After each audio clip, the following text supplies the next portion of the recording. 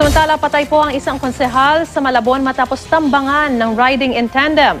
Hinala ng pamilya ng biktima, posibleng may kinalaman ito sa politika. Ang mainit na balita hatid ni Bam Alegre. Patay sa pamamaril si Tiger Manyalak, konsehal ng ikalawang distrito ng Malabon, matapos siyang tambangan ng di pa kilala mga suspect na riding in tandem sa motorsiklo.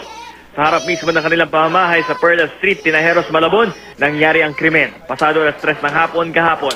Nung nasa kanto po ako, may dumaan pong dalawang nakamotor isang nakamotor, tsaka may isang tricycle nakahinto doon sa may kanto ng Mejorado. Yung sa pong motor, may angkas po siya. Nung palapit na po siya doon kay Kuya Tiger, na may naayos po sa sakyan ata sa Kenya, si RB. Parang nilagpasan po niya yung sasakyan muna, sabay bumaba po yung angkas na nakasombrero. Pag nilapit niya si Kuya Tiger at pinaputong po ng 3 beses. Bago nangyari ang krimen, nakapwesto raw rito ang biktima at may dinudungaw sa compartment ng kanyang sasakyan. Mabilis daw ang mga pangyayari pero may iniwan itong bakas ang dugo mismo ng biktima sa driver's seat. Dagdag pa ng saksi, nag-U-turn para ang mga suspect at binaril pa muli ang konsehal nang makita nilang humihinga pa siya.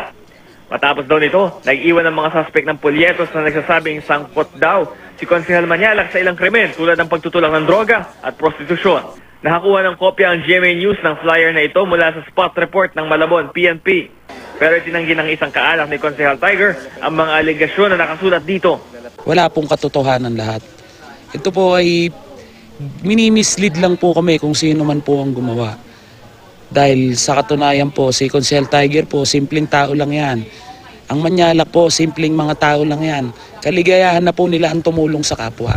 Pinag-aaralan pa ng mga pulis ang iba't ibang mga anggulo sa posibleng motibo sa likod ng pagpaslang. Pero para sa pamilya, di raw may aalis ang motibong pampolitika sa pamamaslang. Bam Alegre, GMA News.